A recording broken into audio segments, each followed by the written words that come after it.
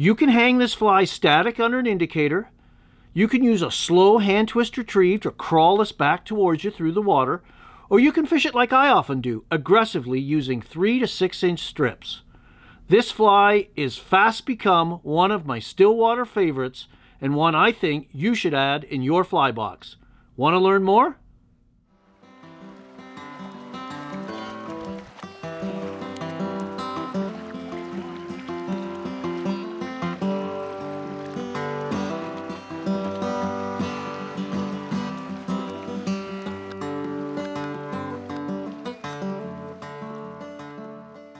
Hello everyone, I'm Phil Rowley and welcome to my YouTube channel. If you've been here before, thanks for dropping by once again. If this is your first time visiting my channel, I provide fly tying and fly fishing video content based on my 35 years on the water that I hope makes your next day out there just a little bit more successful. Today we're tying a Peter Appleby's Apps worm. This UK pattern was originally designed as a bloodworm pattern, but it also works as a great attractor and has fast become a favorite of mine. It was recommended to me by Reese Wadley, a friend of mine who runs Reese's Fishing, a great YouTube channel, and I was skeptical at first, but I thought I'd give it a try, and I was pleasantly surprised. This fly has fast become one of my favorite Stillwater patterns. It's gangly and it's bright, and trout love it. Let me show you how to tie it. So let's tie the Apps worm.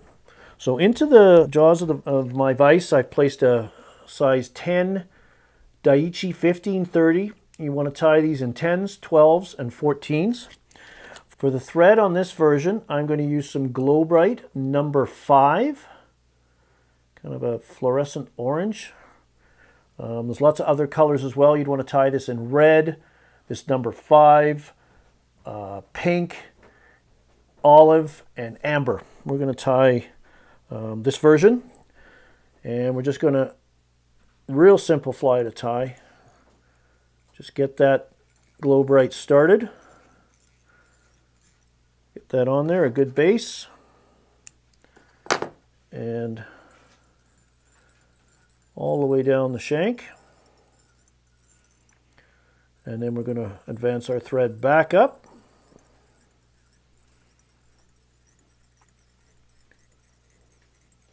About a hook eye width or so back from the hook eye. Don't crowd the eye. For the legs on this fly, the antenna, the legs, whatever you want to call them, you'll see there's a lot of them. We're going to use some Sexi-Floss in red.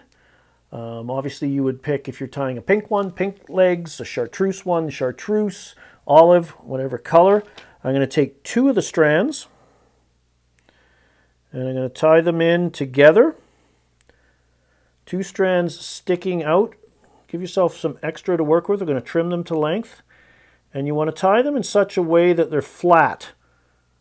So that, see how they kind of curve up a little bit before drooping down? That's what you want to have happen. So once I've got them in place, I'm going to gather the remaining strands behind the tie-in point and pull on them as much as I dare. This is a spandex-based material, so it's got a lot of elasticity to it. So we're pulling on that to reduce the bulk, and we're going to secure this down the bend of down the shank rather, and then go slightly into the bend, just a little ways like so. And we're going to let those extras hang. Again, we're going to trim them to length later, and then we're going to come up, close touching turns,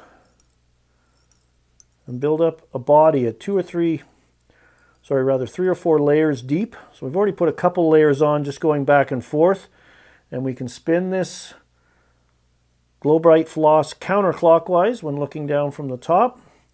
That'll help flatten these wraps. So we're going to go all the way up,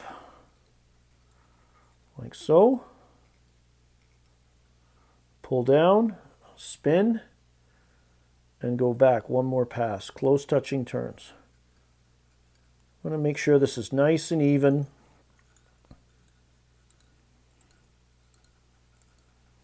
All the way up.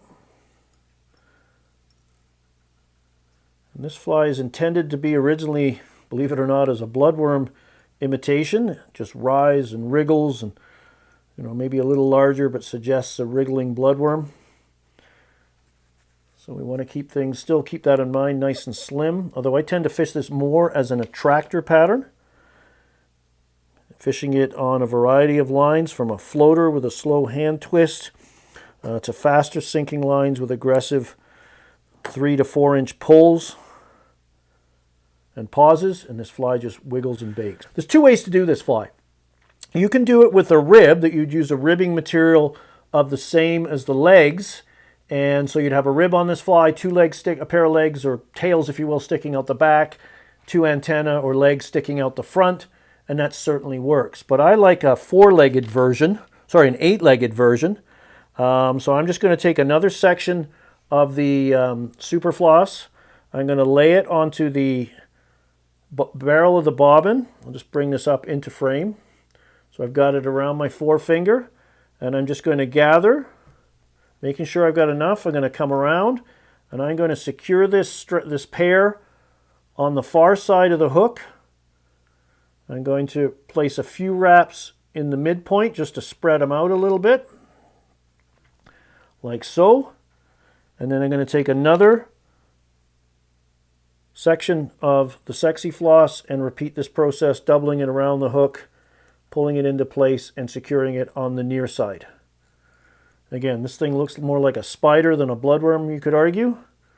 But these legs, when you strip this fly, they're going everywhere at a mile a minute, all over the place, and it really fires the fish up. Good friend Reese Wadley, Reese's Fishes, his channel, you should subscribe to it if you don't. I'll put the link in the description below. And he was the one that got me onto this fly, and I got to admit I was a little skeptical at first, but after about 10 minutes of stripping these on my clean sweep slow line, I was a convert, because the fish just went crazy for this fly.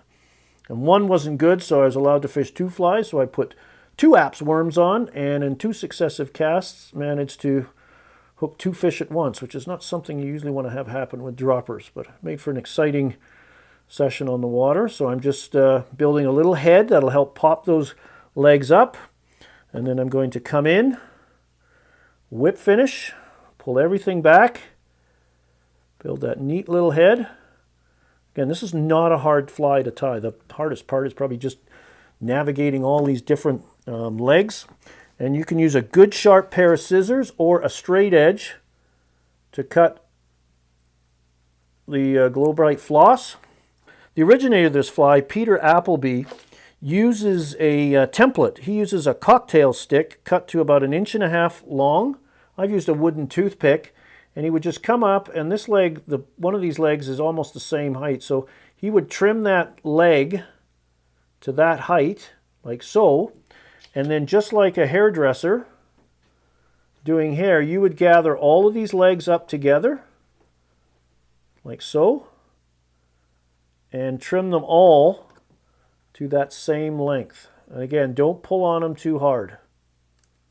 Just work your way across, just like a hairdresser, and those legs are all approximately the same length. And you can see this thing, it's just going to jiggle and shake and go everywhere in the water. Just goes crazy. So now to finish it off, we're just going to want to coat it with, use some super glue here, but be careful, because sometimes the fumes of curing super glue can accidentally curl up your legs. So just be delicate. Work your way in there. The super glue, the way it dries, nice and clear. It doesn't discolor the Glo Brite Floss. Some other coatings could darken it, like that. And then what we want to do, just to protect the legs as well, is just come in and just touch each of those legs with just a little touch, not to glue them together. This will stop them from fraying and add a little bit more durability to an already great pattern. So there you have it, the finished Apps worm. It looks like nothing, but as you can see, with a little bit of just blowing on it, how much those legs kick and move in the water. And when you strip this fly somewhat aggressively, it drives fish mad. They're simple to tie them in a variation of colors, like I said, hot pink, this Orange and red combination, all red, olive, and amber are probably the best colors to have. Strip it and hang on because the takes are solid.